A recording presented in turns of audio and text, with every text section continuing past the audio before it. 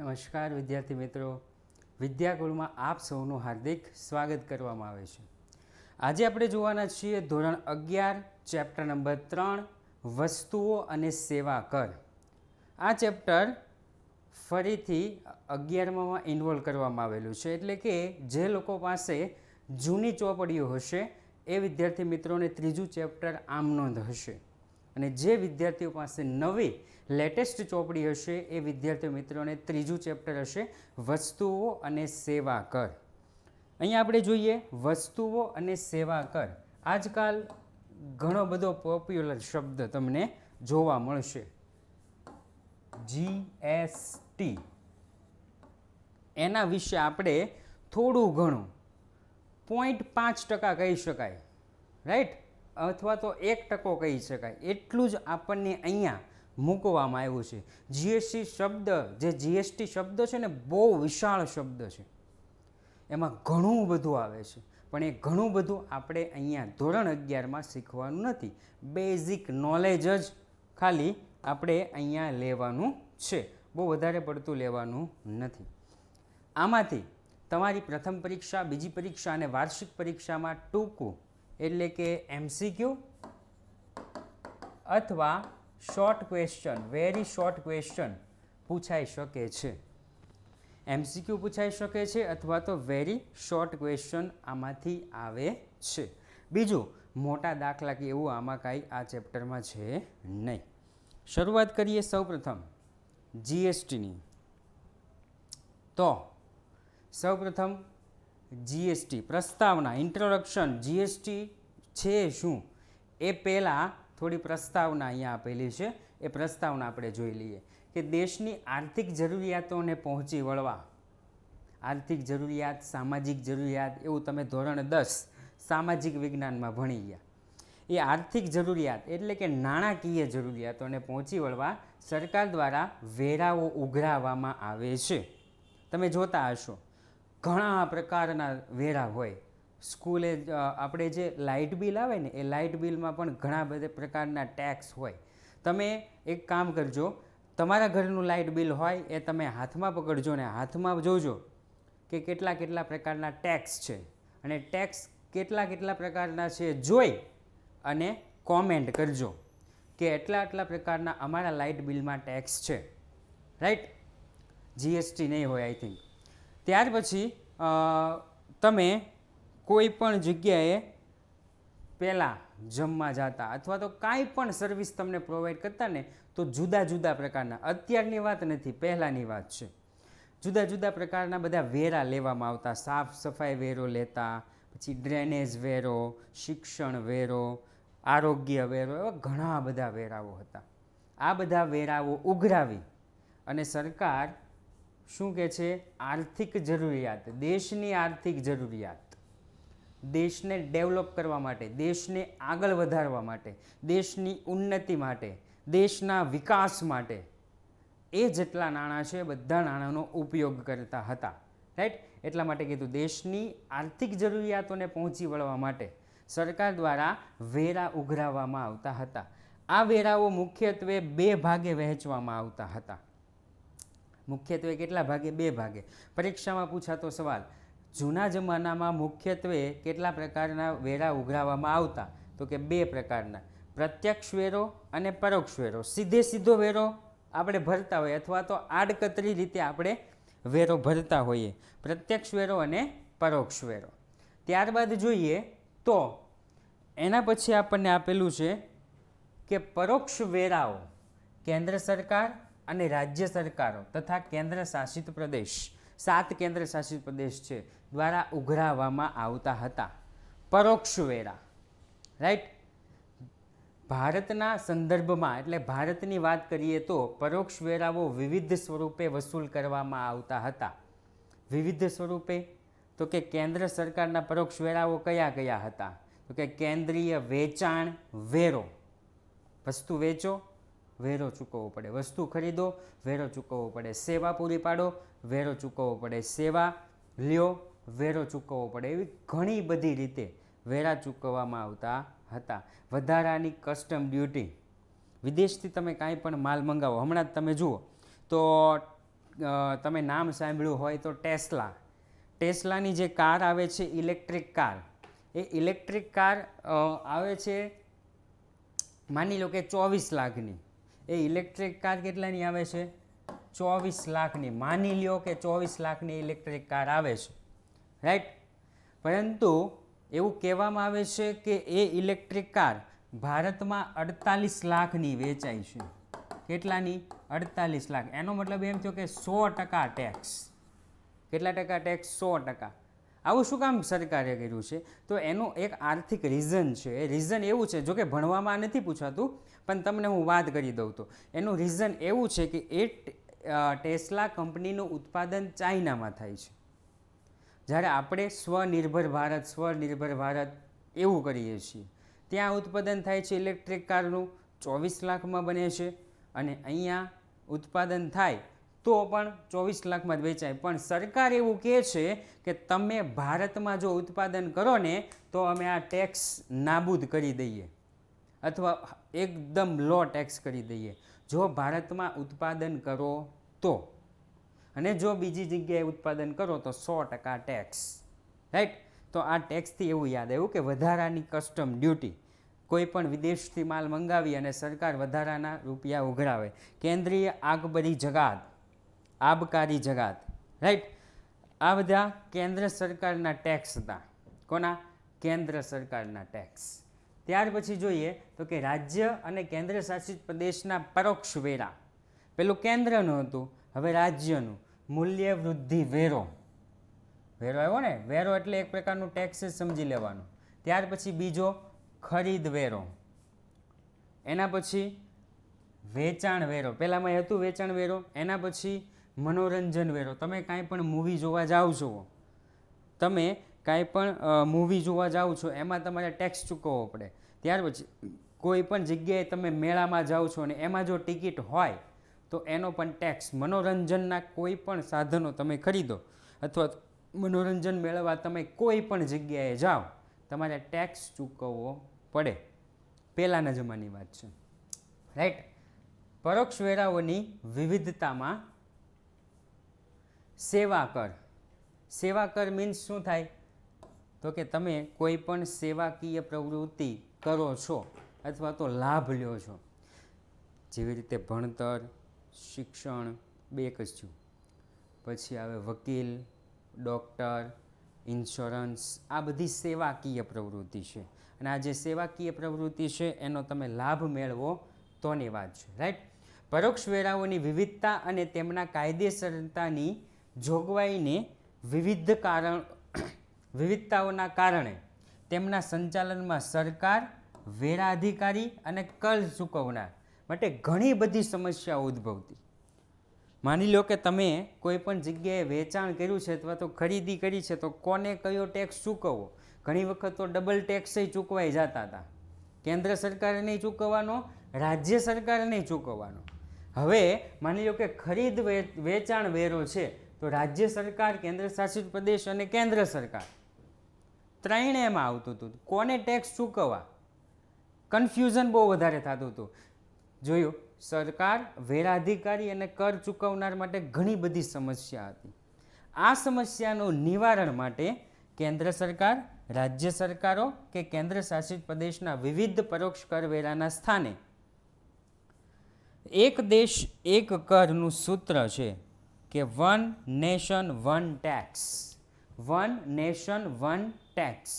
જેવી રીતે પેલું ચૂંટણીમાં કદાચ કરવા માગે છે કે આખા ભારત દેશની ચૂંટણી એક જ દિવસે એક સાથે જ લેવાઈ જાય, પરિણામ પણ એક સાથે જ, રાઈટ. એવું વિચારે છે. જોકે બહુ એટલે બહુ મુશ્કેલ છે, નામુમકિન નથી, મુશ્કેલ ઘણું છે, રાઈટ. તો એવી જ રીતે વન નેશન વન ટેક્સ, આ પણ બહુ મુશ્કેલ હતું.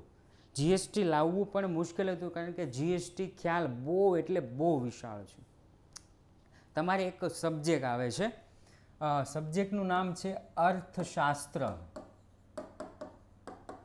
આ અર્થશાસ્ત્ર, આ શબ્દ બહુ એટલે બહુ વિશાળ છે.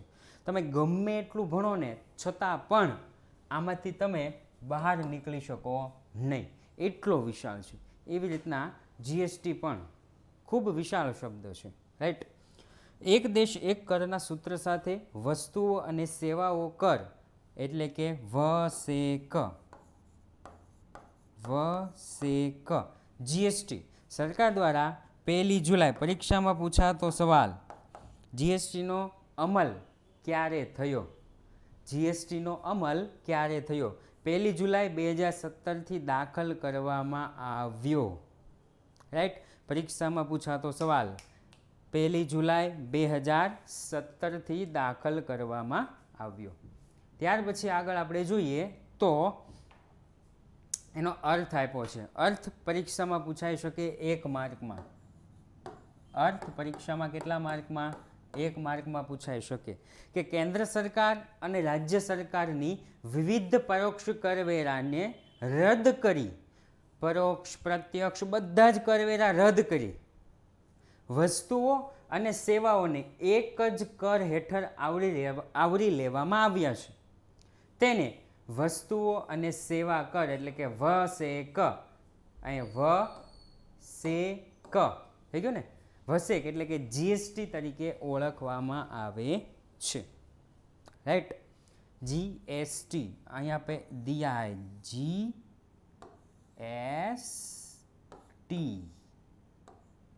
થઈ ગયું. વસ્તુઓ કે સેવાઓની પૂર્તિ પર લાદવામાં આવતો, પૂર્તિ એટલે શું? તો કે સમાચારમાં સાથે જે નાનું સમાચાર પત્ર આવે એક્સ્ટ્રા એક્ટિવિટી વાળું એને કહેવાય પૂર્તિ. તો ભાઈ એને ન કહેવાય પૂર્તિ. પૂર્તિ એટલે શું?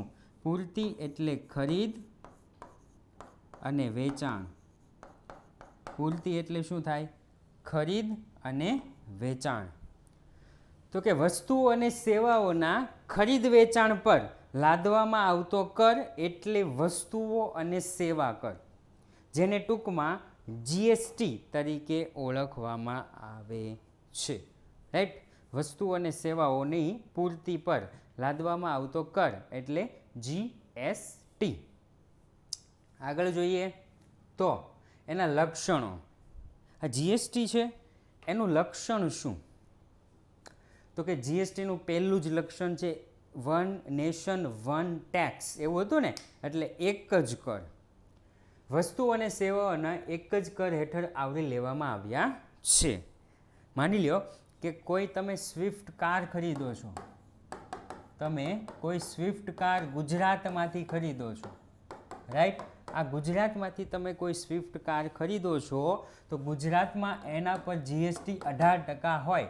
તમારે બહાર જવાનું થયું કેરળ, કેરળમાં તમે જઈ અને સ્વિફ્ટ કાર ખરીદો છો તો એના ઉપર જીએસટી છે 18%.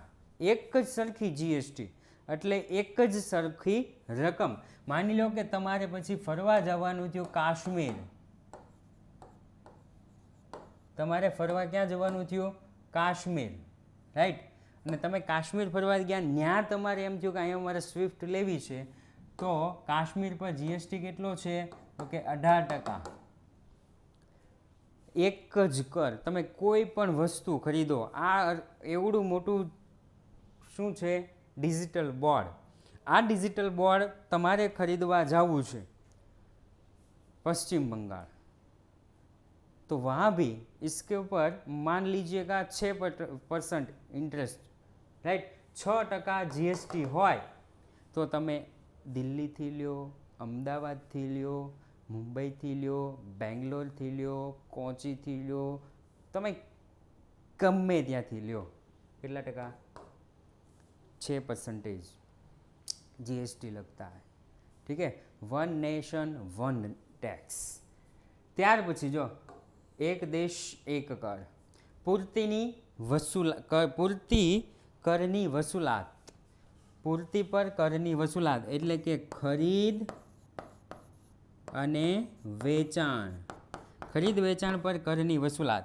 તો કે વસ્તુઓના ઉત્પાદન અથવા વસ્તુઓના વેચાણ, આવી ગયું ને, વસ્તુનું ઉત્પાદન અથવા વસ્તુના વેચાણ અથવા સેવા પૂરી પાડવાના સ્થાને વસ્તુઓ અને સેવાની પૂર્તિ પર કર વસૂલ કરવામાં આવે છે. તમે કાંઈ પણ ખરીદો, કાંઈ પણ વેચો, કોઈ પણ સેવા લ્યો, કોઈ પણ સેવા આપો, ટેક્સ તમારે ચૂકવવો પડશે. એટલે કે વસેક હેઠળ વસ્તુ અને સેવાની પૂર્તિ, ખરીદ વેચાણ જેવી બાબત કરપાત્ર બને છે. રાઈટ, તમે કાંઈ પણ કરો ટેક્સ તો તમારે ચૂકવવો જ પડશે. એના પછી આપણે આગળ જોઈએ તો કે વસેક કાઉન્સિલ. વસેક કાઉન્સિલ, રાઈટ. વસેક કાઉન્સિલમાં આપણને શું કીધું છે તો કે વસેકની તમામ કામગીરી, પરીક્ષામાં પૂછાતો 1 માર્કનો સવાલ, MCQમાં પણ પૂછાઈ શકે અને SQમાં પણ પૂછાઈ શકે.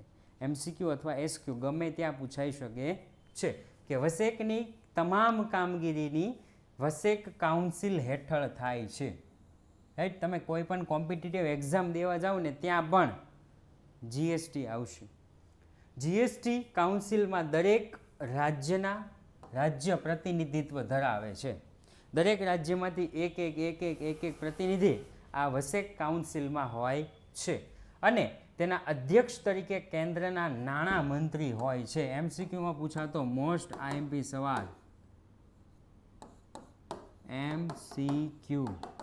MCQમાં પૂછાતો મોસ્ટ IMP સવાલ કે વસેક કાઉન્સિલના અધ્યક્ષ તરીકે કોણ કામગીરી બજાવે છે? તો કે વસેક કાઉન્સિલના અધ્યક્ષ તરીકે કેન્દ્રના નાણાં મંત્રી કામગીરી ધરાવે છે. ત્યાર પછી વસેકના દર. વસેકના જુદા જુદા દર છે. રાઈટ, એ વસેકના જે દર છે, વસેકના દરની વસેક કાઉન્સિલ દ્વારા ભલામણ કરવામાં આવે છે કે એટલા ટકા ટેક્સ રાખો, આની ઉપર એટલા ટકા ટેક્સ રાખો, જીવન જરૂરિયાત વસ્તુ ઉપર ઓછો ટેક્સ રાખો, મીડિયમ વસ્તુ ઉપર મીડિયમ ટેક્સ રાખો અને મોજ શોખની વસ્તુ ઉપર વધારે ટેક્સ રાખો. રાઈટ, એવી રીતના GST કાઉન્સિલ દ્વારા શું કરવામાં આવે? ભલામણ. ત્યાર પછી છે આયાત અને વસેક. આયાત એટલે બહારથી માલ મંગાવો, વિદેશથી માલ મંગાવો, એ આયાત અને વસેક. તો વસ્તુઓ અને સેવાઓની આયાતને આંતરરાજ્ય પૂર્તિ તરીકે ધ્યાનમાં લેવામાં આવે છે. આંતરરાજ્ય પૂર્તિ કે રાજ્યની અંદર ને અંદર હોય એ રીતે ધ્યાનમાં લેવાય છે. એના પછીનું વસેક પરત જમા. વસેક પરત જમા. હવે પ્રશ્ન એવો થાય કે સર, ખરીદતી વખતે આપણે વસેક ચૂકવવાનો, GST ચૂકવવાનો, વેચનારને પણ GST ચૂકવવાનો, તો 2 વખત GST ચૂકવવાનો. પછી એને કાચો માલ જ્યાંથી ખરીદ્યો હોય એને પણ GST ચૂકવેલો હોય. કેટલી વખત GST થાય? તો એ જ માટે અહીંયા આપ્યું છે એનો લક્ષણ વસેક પરત જમા. તો ખરીદતી વખતે ચૂકવેલ વસેક વેચાણ કરતી વખતે ચૂકવવા પાત્ર વસેકમાંથી બાદ મળે છે, તેને કહેવાય વસેક પરત જમા. ખરીદતી વખતે ચૂકવેલ વસેક, તમે કોઈ પણ કાચો માલ ખરીદ્યો અને તમે જે ટેક્સ ચૂકવો છો, એ વસ્તુ તમે બનાવી અને વેચો છો અને ટેક્સ ચૂકવો છો, એમાંથી પહેલો વસેક શું થઈ જાય? બાદ થઈ જાય છે. એટલે એક બાદ થઈ જાય એટલે એક વસેક રહ્યો. રાઈટ, એટલા માટે ખરીદતી વખતે ચૂકવેલ વસેક વેચાણ કરતી વખતે ચૂકવવા પાત્ર વસેકમાંથી બાદ મળે છે, તેને વસેક પરત જમા કહે છે. રાઈટ, પરીક્ષામાં કદાચ પૂછાઈ શકે છે શોર્ટ ક્વેશ્ચનમાં વસેક પરત જમા એટલે શું? રાઈટ, એના પછી છે કર વહેંચણી, એટલે કે ટેક્સની વહેંચણી કઈ રીતે થાય છે? તો કે કેન્દ્ર સરકાર અને રાજ્ય વચ્ચે વસેકની વહેંચણી અંગેની યોગ્ય વ્યવસ્થા ઊભી કરવામાં આવી છે. કેન્દ્ર સરકાર અને રાજ્ય સરકાર નકર તો બાંધે પહેલાંની જેમ કે આ ટેક્સ મારો છે, આ ટેક્સ મારો છે, ને પછી કન્ફ્યુઝન ઊભું થાય. ટેક્સ અધિકારી હોય એને કન્ફ્યુઝન ઊભો થાય કે આ હશે કઈ રીતનું, કોની પાસે ટેક્સ મોકલવાનો. એટલે GST જ્યારે આવ્યું ત્યારે પહેલેથી જ નક્કી કરી દેવામાં આવ્યું કે એટલા પ્રકારનો GST કેન્દ્ર સરકારનો, એટલા પ્રકારનો GST રાજ્ય સરકારનો. રાઈટ, ચાલો એના પછી તો કે કર નિર્ધારણ. કર નિર્ધારણ. રાઈટ, વસેકના દર વસ્તુ અને સેવાની જરૂરિયાતને ધ્યાનમાં રાખીને, પહેલાં મેં કીધું ને તમને કે જીવન જરૂરિયાત જેટલી પણ વસ્તુ હોય એના ઉપર ઓછો કર, મોજ શોખની વસ્તુ ઉપર વધારે GST, તો કે ધ્યાનમાં રાખી અને નક્કી કરવામાં આવે છે કર નિર્ધારણ. ત્યાર પછી પૂર્વ નિર્ધારિત કરનું માળખું. વસેકના વસ્તુઓ માટે અને સેવાઓ પર લાગુ પડતા દરનું પૂર્વ નિર્ધારિત માળખું આપવામાં આવે છે. એટલે કે પૂર્વ નિર્ધારિત, પહેલાં નિર્ધાર કરેલું માળખું આપવામાં આવે છે, જે ઉપર આપણે કરેલું હતું. ત્યારબાદ આપણે જોઈએ તો 5 વસેકના કાયદાઓ પરીક્ષામાં પૂછાય છે. વસેકના અનુસંધાને કુલ 5 કાયદાઓ પસાર કરવામાં આવેલા છે. કેટલા કાયદા? 5 કાયદાઓ કરવામાં આવેલા છે. ઓકે, ચાલો સમાનતા જોઈએ તો સમગ્ર દેશમાં વસેક અંગેના કાયદાઓ, નિયમો, પ્રક્રિયા અને વેરાના દર સમાન રાખવામાં આવ્યા છે. મેં તમને પહેલાં પણ સમજાવેલું હતું. મેં તમને પહેલાં પણ સમજાવ્યું હતું. શું? તો કે તમે કેરળમાં સ્વિફ્ટ કરી દો, અમદાવાદ સ્વિફ્ટ કરી દો, કે પછી કાશ્મીરમાં સ્વિફ્ટ કરી દો, રાઈટ? એક જ સરખો ટેક્સ, એક જ સરખો કર તમારે ચૂકવવાનો રહે છે. તો આપ અહીંયા જ કીધું છે, અહીંયા સમાનતા જ કીધેલું છે, રાઈટ? શું કીધું છે?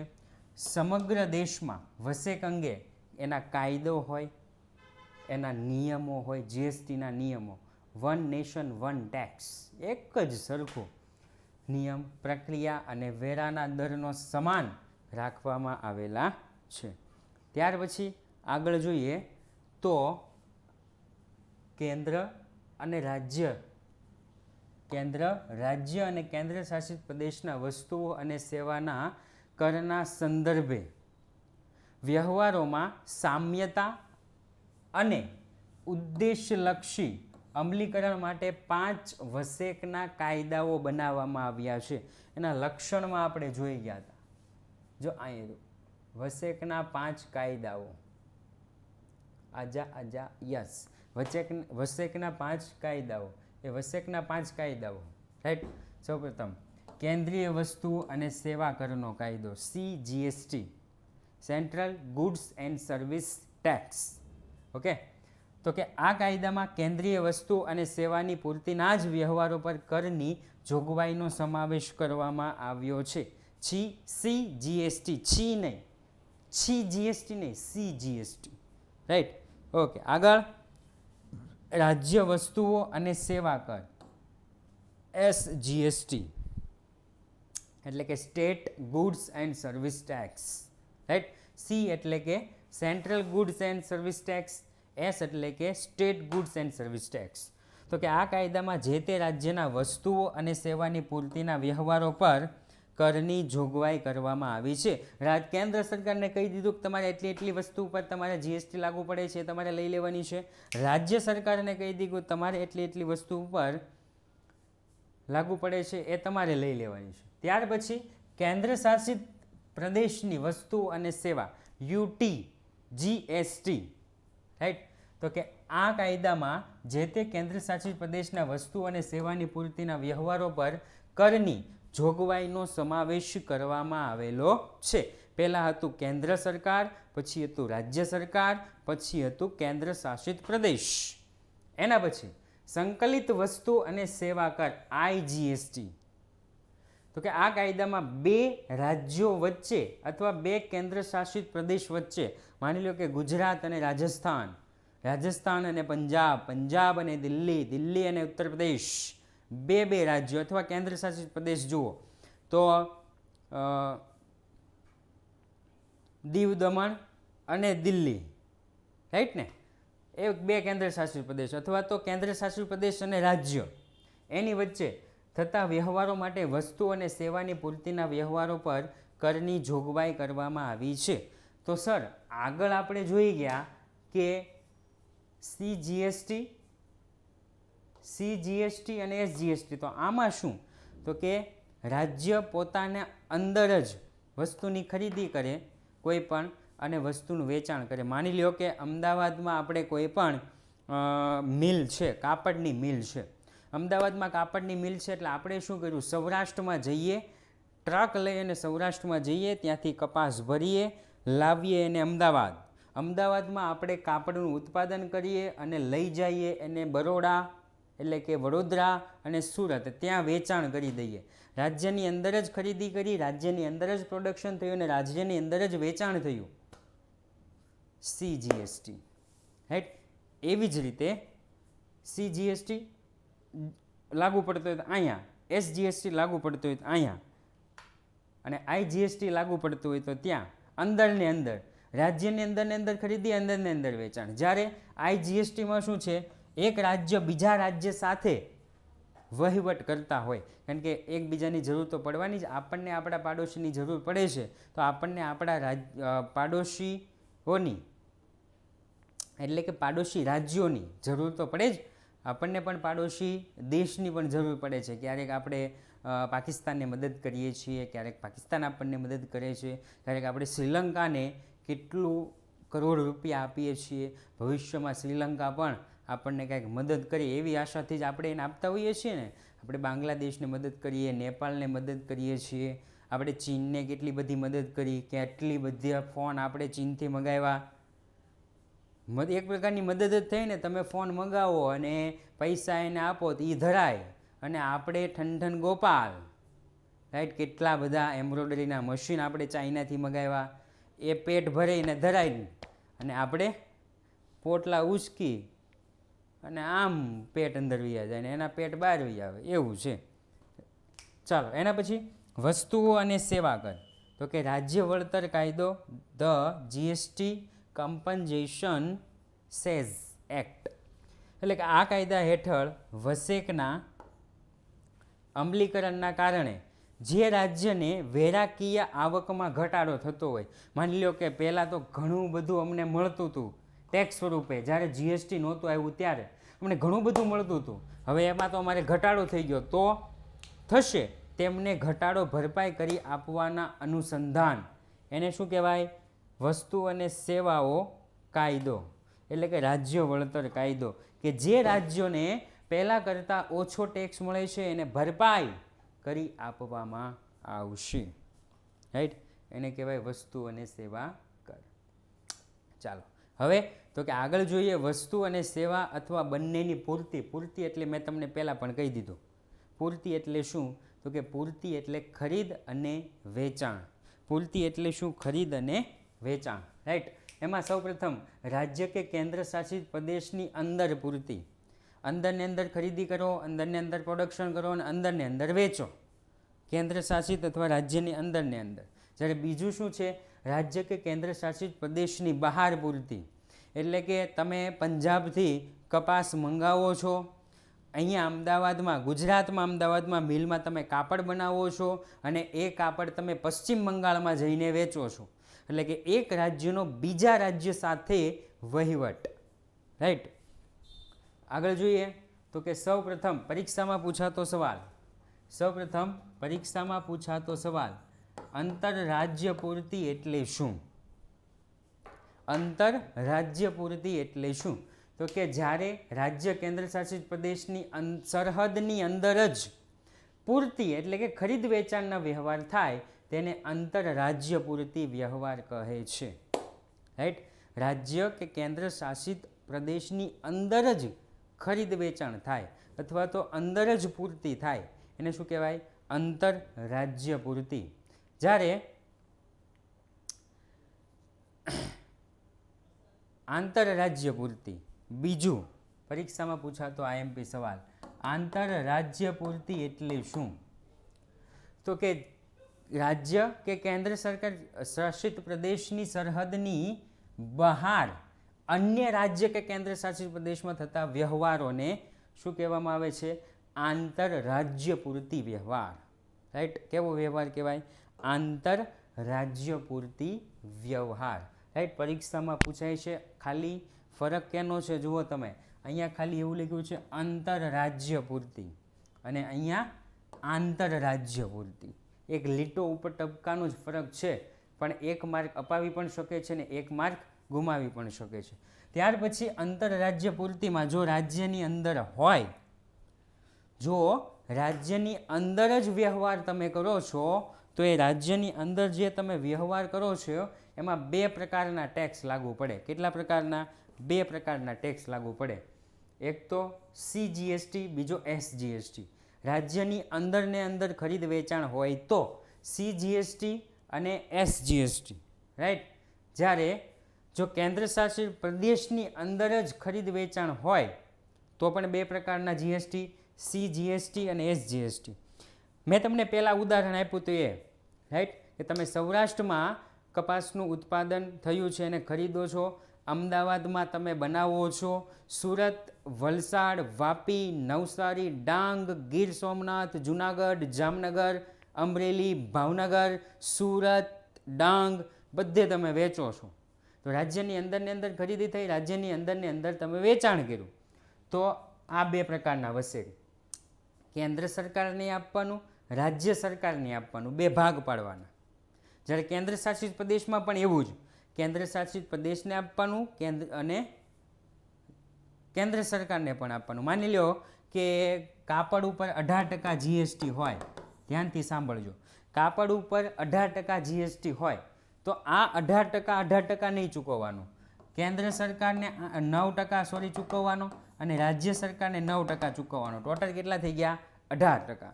માની લ્યો કે 5% GST છે, રાઈટ, તો આને 2.5% ચૂકવવાના, આને પણ 2.5% ચૂકવવાના. ઓકે, આગળનો જે ચેપ્ટર છે એમાં દાખલા આવે છે એટલે અત્યારથી જ આપણે સમજી લઈએ. આંતરરાજ્ય પૂર્તિ વ્યવહારો. આ આંતરરાજ્ય પૂર્તિ વ્યવહારો છે એમાં એક જ ટેક્સ, એક જ પ્રકારનો કર વસૂલ કરવામાં આવે છે જેને સંકલિત વસ્તુ અને સેવાઓ કર તરીકે, ટૂંકમાં IGST, સંકલિત વસેક તરીકે ઓળખવામાં આવે છે. ક્યારે? એક રાજ્ય બીજા રાજ્ય સાથે વહીવટ કરે ત્યારે, રાઈટ. ટૂંકમાં યાદ રાખવાનું, રાજ્યની અંદર ને અંદર હોય તો બે પ્રકારના વસેક, રાજ્યની બહાર હોય તો એક પ્રકારનો વસેક. રાજ્યની અંદર ને અંદર બે, રાજ્યની બહાર ને બહાર એક. આગળ જતા પરીક્ષામાં તમને પૂછાય છે શું? દાખલા. આમાં નહીં, આની પછીના ચેપ્ટરમાં. જો કે મોસ્ટ ઓફ સ્કૂલ GST વાળા દાખલા પૂછતી નથી, પરંતુ કરવા તો પડે જ, કારણ કે આપણને ચોપડીમાં આપેલા છે. ચોપડીમાં જે પણ દાખલા આપ્યા હોય એ બધા જ કરવાના હોય છે, રાઈટ. આગળ આપણે જોઈએ તો કે એના પછી વસ્તુ અને સેવાઓના અથવા બંનેની પૂર્તિ, બંનેનું ખરીદ વેચાણ. તો કે વસ્તુઓ અને સેવા અથવા બંનેના ખરીદ વેચાણ અંગે પૂર્તિ શબ્દનો ઉપયોગ કરવામાં આવ્યો છે. વસ્તુનું ખરીદ કે વસ્તુના વેચાણ અંગે કયા શબ્દનો ઉપયોગ કરવામાં આવ્યો છે? તો કે પૂર્તિ શબ્દનો ઉપયોગ કરવામાં આવ્યો છે, જે આપણે પહેલાં જોઈ ગયા. વસ્તુ અને સેવાઓ અથવા તો બંનેની ખરીદ પૂર્તિ વ્યવહારમાં આવક પૂર્તિ વસેક લાગુ પડે છે, રાઈટ. શેમાં? ખરીદીમાં આવક પૂર્તિ વસેક લાગુ પડે છે. ખરીદી કરો એટલે માલ આવે. આપણે શું રાખવું? યાદ રાખવાનું, ખરીદી કરો એટલે માલ આવે તો આવક પૂર્તિ વસેક. ખરીદી કરો એટલે માલ આવે તો આવક પૂર્તિ વસેક. અને વસ્તુ અને સેવા અથવા બંનેની પૂર્તિ વેચાણમાં જાવક પૂર્તિ વસેક યાદ રાખવાનું છે, રાઈટ. ખરીદો તો આવક પૂર્તિ વસેક, વેચો તો જાવક પૂર્તિ વસેક. કારણ કે આની પછીનું જે આમનોંધનું ચેપ્ટર છે, જે એકાઉન્ટ માટેનું મુખ્ય ચેપ્ટર ગણાય છે, આની પછીનું જે ચેપ્ટર નંબર 2 ઉપર આધાર રાખે છે, વ્યવહારોની દ્વિઅસર અને ખાતાના પ્રકાર, અહીંયા પણ એ જ કીધેલું છે, રાઈટ. ચાલો એના પછી આપણે આગળ જોઈએ તો મૂળભૂત જરૂરિયાતથી મોજશોખની જરૂરિયાત સુધીનું વસ્તુ અને સેવાના કર અંગે વસેકના જુદા જુદા દર નક્કી કરવામાં આવ્યા છે. GST કાયદા હેઠળ વસ્તુ અને સેવાઓની જરૂરિયાતને ધ્યાનમાં રાખી 0%થી લઈ 28%ના દર સુધી, પરીક્ષામાં પૂછાય, ખાલી જગ્યા દરથી ખાલી જગ્યા સુધીના દરે નક્કી કરવામાં આવે છે, રાઈટ. 1 માર્કમાં પરીક્ષામાં પૂછાતો સવાલ કે GST કાયદા હેઠળ વસ્તુ અને સેવાની જરૂરિયાત ધ્યાનમાં રાખી ખાલી જગ્યા ટકાના દરથી ખાલી જગ્યા સુધીના દરે નક્કી કરવામાં આવે છે. તો કે 0 થી લઈ અને 28% દર સુધી, 0 થી લઈ 28% દર સુધી. ત્યાર પછી પરીક્ષામાં પૂછાય 1 માર્કમાં વસેકના વર્તમાન દર જણાવો. વસેકના વર્તમાન દર જણાવો. તો કે 0%, 5%, 12%, 18% અને 28%. રાઈટ, આ કેટલા થઈ ગયા? 0%, 5%, 12%, 18% અને 28%. આ થઈ ગયા દર. રાઈટ, મોજ શોખની વસ્તુ ઉપર મોસ્ટ ઓફ 5%, ત્યાર પછી એનાથી વધારે ઓછી જરૂરિયાત લોકોને પડતી હોય એના ઉપર 12%, એનાથી ઓછી જરૂરિયાત પડતી હોય એના ઉપર 18%, અને ખૂબ મોજ શોખની વસ્તુ હોય, માની લો કે કોઈને ફાર્મ હાઉસ ખરીદવું છે, કોઈને મર્સિડીઝ ખરીદવી છે, કોઈને લેમ્બોર્ગિની ખરીદવી છે, તો એના ઉપર એ બધી મોજ શોખની વસ્તુઓ કહેવાય. રાઈટ, કોઈને વેનિટી વેન ખરીદવું છે, એ બધી કેવી કહેવાય? મોજ શોખની વસ્તુ. અને એ મોજ શોખની વસ્તુ પર કેટલા ટકા જીએસટી લાગુ પડે છે? 28% જીએસટી લાગુ પડે છે. વિદ્યાર્થી મિત્રો, બન્યા રહેજો મારી સાથે આવા જ સારા અને આખું વર્ષ ભણવા માટે.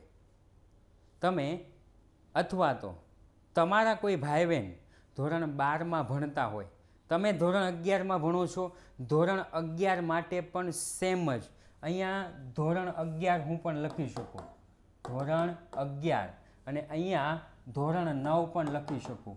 એટલે કે ધોરણ 9 થી લઈ ધોરણ 12 સુધીના, ધોરણ 9 થી લઈ ધોરણ 12 સુધીના તમામ ધોરણમાં, ધોરણ 9, 10 ગણીએ તો 9, 10માં ગણિત, વિજ્ઞાન, અંગ્રેજી અને સમાજ 4 વિષય. ધોરણ 11 અને 12માં ગણીએ તો એકાઉન્ટ, સ્ટેટ, ઇકો, બીએ અને ઇંગ્લિશ 5 સબ્જેક્ટ. રાઈટ, અહીંયા ધોરણ 12 માટે ઓફર છે 3,999 રૂપિયા. ધોરણ 10 માટે ઓફર છે 2,999 રૂપિયા. સર, ધોરણ 11 અને ધોરણ 12માં, ધોરણ 9માં કેટલી ફી છે? તો કે ધોરણ 11 અને ધોરણ 9ની ફી જાણવા માટે, ક્યારે શરૂ થાય છે તે જાણવા માટે આજે જ તમે કોલ કરી શકો છો 99 244 45 400 પર, અને વિદ્યાકુળ સાથે તમે જોડાઈ શકો છો. રાઈટ, વિદ્યાકુળ સાથે તમે જોડાઈ શકો છો. આવા ને આવા જ લાઈવ ક્લાસ સાંભળવા, લાઈવ ક્લાસ આખું વર્ષ લાઈવ ક્લાસ તમને મળશે. એટલે કે ઓફલાઈન ટ્યુશનમાં તમે જાતા હોય ને, ઓફલાઈન કોચિંગ ક્લાસીસમાં તમે જાતા હોય ને, એવો તમારે અનુભવ થશે. અને પર્સનલ જ ભણવાનું, બીજા કોઈ તમને ડિસ્ટર્બ ન કરી જાય એ જ રીતે તમારે ભણવાનું હોય છે. Right, okay. તો આજનો ક્લાસ આપણે અહીંયા પૂર્ણ કરીએ છીએ. જય હિન્દ, જય ભારત.